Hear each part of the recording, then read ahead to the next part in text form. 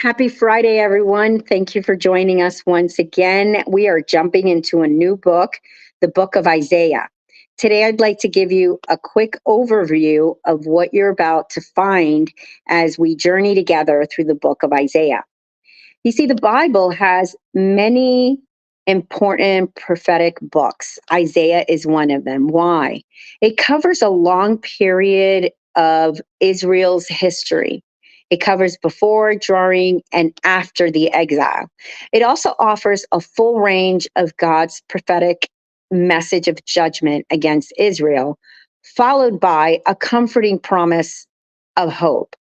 Isaiah speaks on behalf of God to the leaders of Jerusalem and Judea. Isaiah begins first with the message of judgment that was to come against them.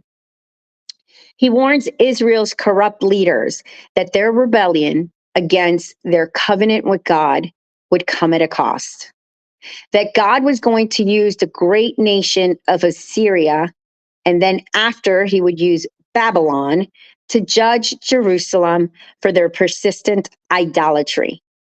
Then he brings the message of hope.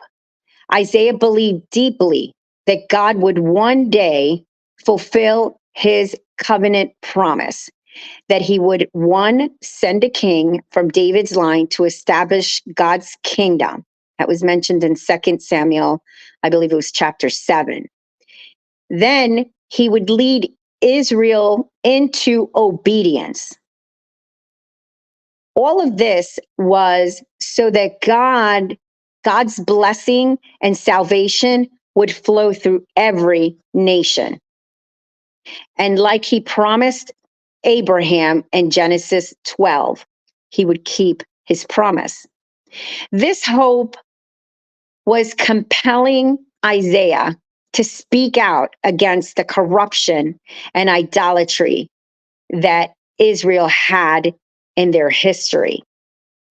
The book seems a little complex in literature, but there's a simple way to see it and put it all together. And that is that chapters 1 through 39 can be broken down into 3 sections that develop the warning of the judgment.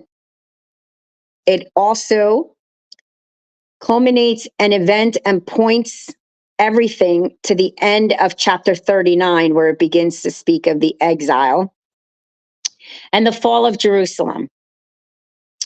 Now, the following chapters 40 through 66 mentions the message of hope that occurs after the exile. God's covenant promise of hope is then spoken about in this section of Isaiah.